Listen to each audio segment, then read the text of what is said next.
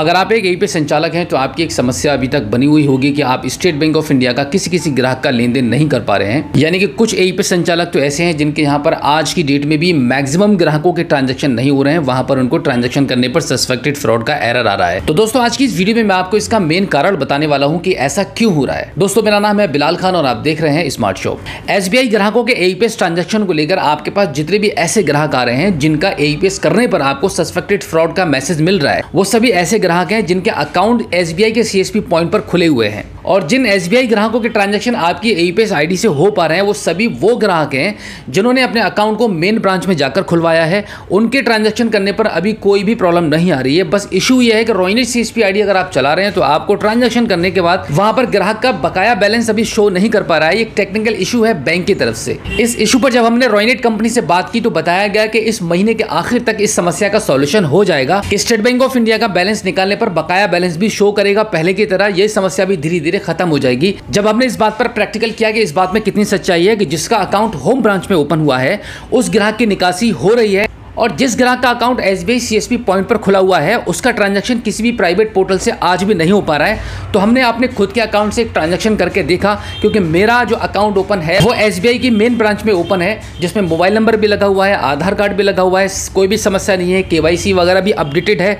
तो हमने अपना ट्रांजैक्शन करके देखा तो हमारे रोइनेट सीएसपी पोर्टल के माध्यम से एईपीएस ट्रांजैक्शन सक्सेसफुली हो चुका है, आप देख सकते हैं स्क्रीन पर। और वहीं पर जब हमने ऐसे ग्राहक का ट्रांजैक्शन करने की कोशिश की रोइनेट सीएसपी आईडी से जिसका अकाउंट एसबीआई सीएसपी पॉइंट पर खुला हुआ है, उसका नंबर भी लगा हुआ है, उसकी कोई भी प्रॉब्लम नहीं है, बट किसी भी प्राइवेट पोर्टल के माध्यम से उसका ट्रांजैक्शन नहीं हो रहा है।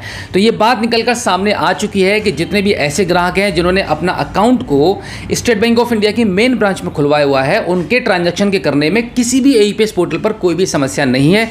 जिनके खाते एसबीआई के सीएसपी पॉइंट पर ओपन हुए हैं उनको प्रॉब्लम आ रही है, वो किसी भी प्राइवेट पोर्टल से पैसा उनका आज भी नहीं निकल पा रहा है, चाहे नंबर लगा हुआ है या नंबर नहीं लगा हुआ है। तो overall state bank of India की ये रणनीति समझ में आती है कि जितने भी ऐसे ग्राहक हैं जिनके खाते स्टेट बैंक ऑफ इंडिया के सीएसपी पॉइंट पर खुले हुए हैं, तो बैंक ये चाहता है कि एक्चुअली वो सभी ग्राहक वो सिर्फ और सिर्फ स्टेट बैंक ऑफ इंडिया के सीएसपी पॉइंट पर ही जाकर अपना लेन देन करें। डिपॉजिट, मनी ट्रांसफर, निकासी, जो कुछ उनको कराना हो वो सारा का सारा काम किसी एक स्टेट बैंक ऑफ इंडिया के सीएसपी पॉइंट पर जाकर ही उनको करना होगा। वो किसी भी प्राइवेट पोर्टल से करेंगे तो उनका काम नहीं हो पाएगा।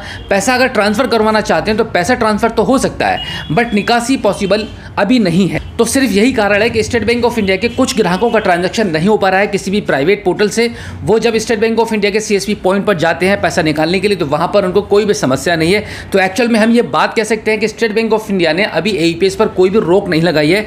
बस बैंक ये चाहता है कि उनका ग्राहक उनके सीएसपी पॉइंट पर ही जाए, क्योंकि प्राइवेट पोर्टल होने की वजह से, यानी कि आप समझ सकते हैं कि गली गली में एक परचूनी दुकान की तरह प्राइवेट पोर्टल ओपन हो चुके हैं, जिसकी वजह से स्टेट बैंक ऑफ इंडिया के जितने भी ऑल ओवर इंडिया में सीएसपी हैं उनका बिजनेस घट रहा है, कम हो रहा है। एक्चुअली उनके बिजनेस को अप करने के लिए, उनके ट्रांजैक्शन को बढ़ाने के लिए बैंक ने ये रणनीति निकाली है कि अब वो सभी ग्राहक जिनके अकाउंट सीएसपी पॉइंट पर ओपन है वो सिर्फ सीएसपी पॉइंट पर ही जाएंगे स्टेट बैंक ऑफ इंडिया की, वहीं पर उनकी निकासी होगी, वहीं से उनके सारे काम होंगे, वहां पर उनको कोई भी समस्या आने वाली नहीं है। तो दोस्तों आज की इस वीडियो में जो जानकारी मैंने आपको दी है बिल्कुल प्रैक्टिकली है। आई होप ये वीडियो आपको काफी अच्छी लगी होगी। हमारी इस वीडियो को अपने दोस्तों में शेयर जरूर कीजिएगा और अगर पहली बार आप हमारे स्मार्ट शॉप यूट्यूब चैनल पर आए हैं और अभी तक आपने हमें सब्सक्राइब नहीं किया है तो प्लीज एक बार सब्सक्राइब जरूर कीजिएगा और बेल आइकन को प्रेस कीजिएगा। तो चलिए दोस्तों मिलते हैं आपसे किसी और एक अगली वीडियो में एक नई जानकारी के साथ, एक नई अपडेट के साथ और एक नए जोश के साथ। तब तक के लिए जय हिंद।